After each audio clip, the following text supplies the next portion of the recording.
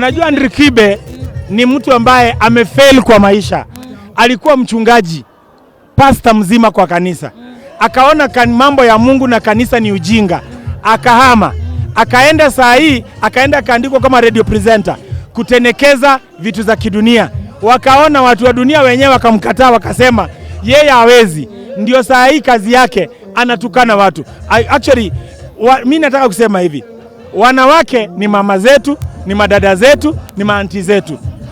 Andrew huyo Kibe mnasema kazi yake ni ako against kitu yoyote ya wanawake.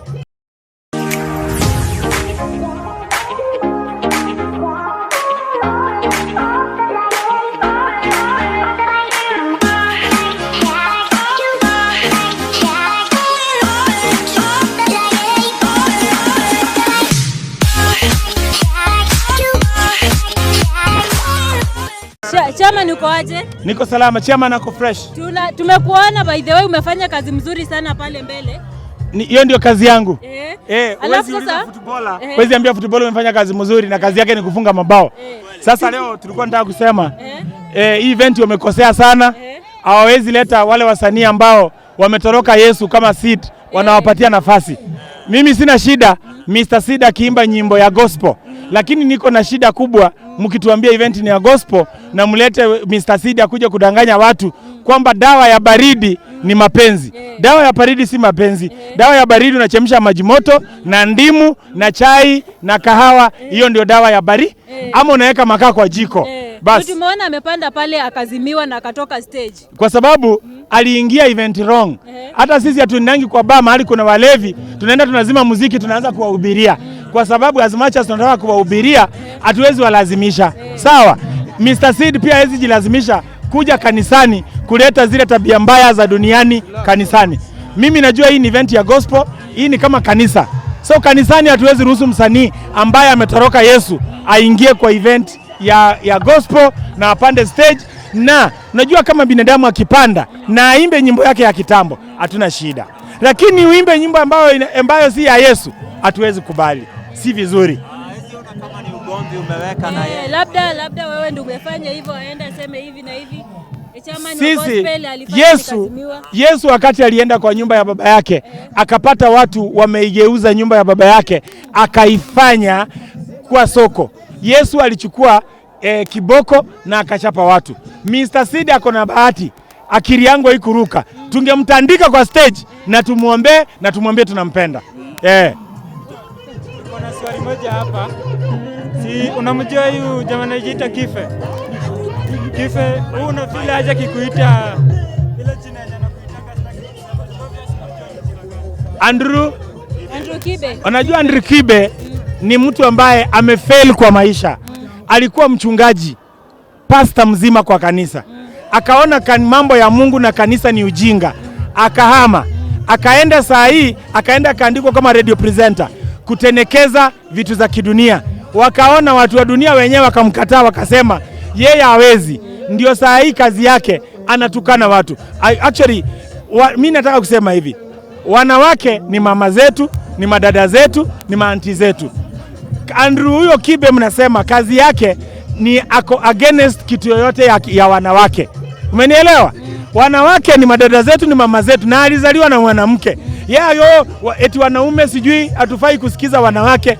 Tuko kwa generation ambayo mwanaume akiwa dereva, mwanamke atakuwa dereva pia. Mwanamke akiwa rais, Tanzania mwanamke ni rais. Mbona wanaume wa Tanzania wajagoma waseme hatuwezi ongozwa na mwanamke? Ako na ujinga, yeye ako na mapepo. Alafu Biblia inasema ukiwa umeokoka mapepo yanakutoka. Ukikubali shetani aingie, mapepo kama yalikuwa 7 yanarudi times 7. So Kibe ako na mapepo mengi. That's why kazi yake ako against wanawake. Ni ujinga tu. Utachukiaje wanawake? Wanawake ambao Mungu aliumba Adamu, akimaliza akaumba mwanamke wa kufurahisha Adamu. Siwe ni mjinga wa kuchukia wanawake. Wamemkosea nini wanawake? Atukane wanaume ambao unajua, acha niseme for example, mimi niko na differences na DJ Mo. Leo nimeona clip yake akitukana DJ Mo eti anaitwa na size 8.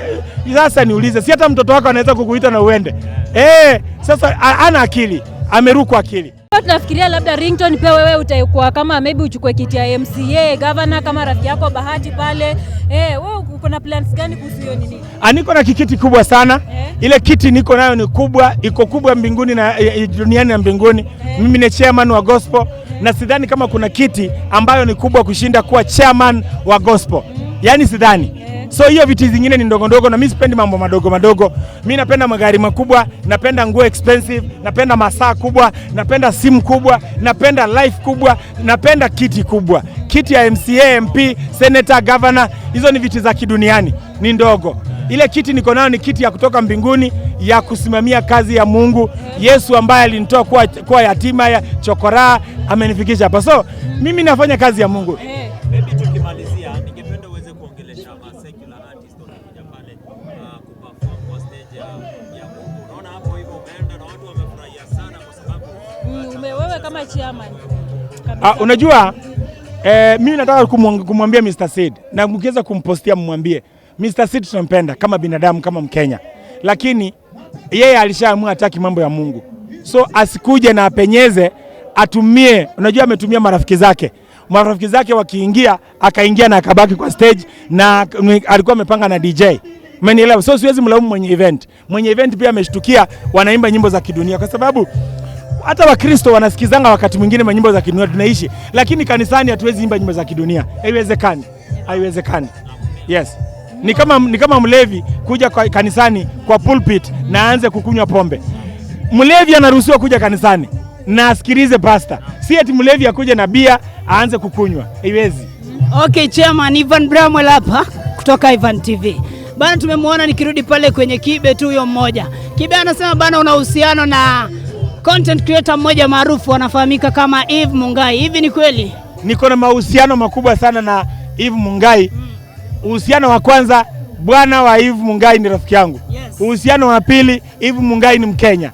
Uhusiano wa tatu, mimi napenda vijana ambao wanajaribu kufanya kitu na talanta zao. So mimi namu-appreciate vile na-appreciate.